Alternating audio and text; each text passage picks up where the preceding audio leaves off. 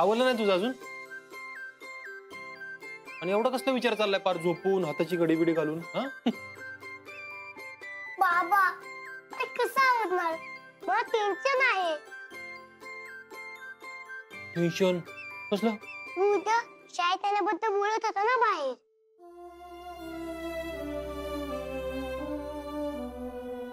अरे असं नाही काय अमोल. खरं सांगा बाबा. अमोल म्हणजे अरे हो बाळा, सगळ्यांना तुझी खूप काळजी वाटते ना, म्हणून बाहेर सगळेच म्हणत होते की आपण उद्या शाळेत जाऊया आणि अमोलच्या शिक्षकांबरोबर बोलूया. पण ते कोणीही येणार नाहीये, मी समजवलंय सगळ्यांना. अजिबात नाही. तुम्ही कधी येऊ शकता. मा बाबा तुम्हाला कळत नाही का की मी एकदम ओके आहे. अरे अमोल बाळा, सगळेजण तुझ्या काळजीपोटीच बोलत होते ना. हो बाबा, आता तुम्हीच मला कसली तरी आयडिया द्या ना, म्हणजे सगळ्यांना कळेल मी एकदम ओके आहे. आता आयडिया कसली? बाबा मला सर्वांना दाखवून द्यायचंय की मी एकदम ओके आहे.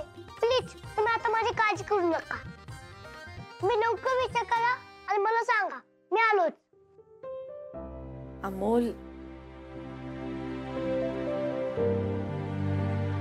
बघितलंस, आपण काळजीपोटी सारखं त्याच्या मागे मागे करतोय ना, तो इरिटेट होतोय अर्जुन.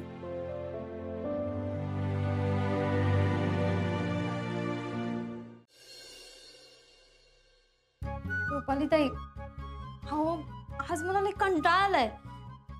खरंय मोना तुझं, रोज रोज तीच कामं करून ना कधी कधी खूप कंटाळा येतो, जसा आज आला. बघा रुपाली ताई, इथे आपली चिडचिड होतीये आणि हे सगळे कसे हसतायत. मोना, सगळ्यात जास्त आवाज आमच्या यांचा आणि दीपकचा येतोय. रुपाली ताई, माझ्याकडे ना एक आयडिया आहे, तुम्ही मला साथ देणार का? काय? थांबा.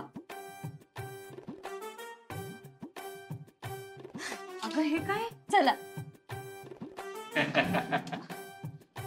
कोणा काय ग? कुठे घेऊन चालली ते सगळं? अहो कुठे नाही चाललीये मी.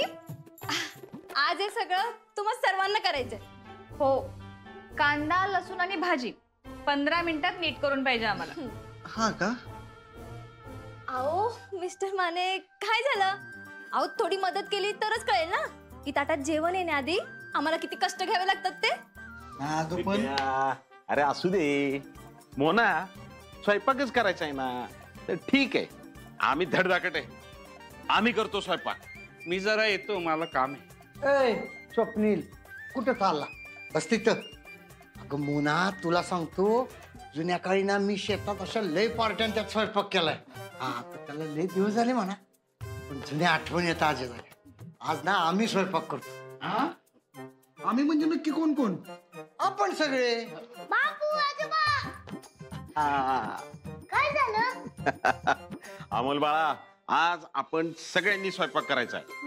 म्हणजे तू, मी, स्वप्नील सर, दीप्या मामा आणि पार्टनर. कळलं का तुला? दीप्या मामा भाजी निवडायला घ्या, कांदा कापायला घ्या. स्वप्नील सर तुम्ही त्यांना मदत करा. तुम्ही दोघी जा, आराम करा. पार्टनर आपण किचन मध्ये जाऊ. चला चला या. अहो कांदा तुम्हीच चिरायचं बरं का, डोळ्यात पाणी आलं तरी चालेल. आता बघतेस मी पण स्वयंपाक किती वेळात तयार होतोय ते. रुपाली अगं तू थोडी मदत केलीस ना तर मी सगळं करून देईन. उद्या फिरायला जाऊ की आपण, ये ना थोडी मदत कर ना. स्वप्नील करतो की.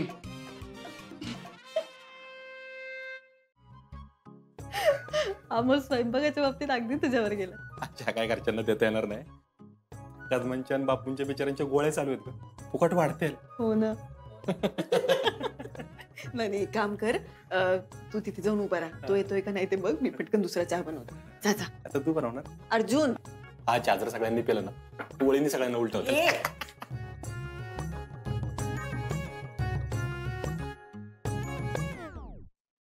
अर्जुन झालं आज? आपला अमोल ना जगातला 8वं आश्चर्य. तो कधीही काही करू शकतो. पण आपली एक गोष्ट तुला मान्य करायला लागेल, आज खतरनाक चहा मी पण नव्हता बनवला लागेल.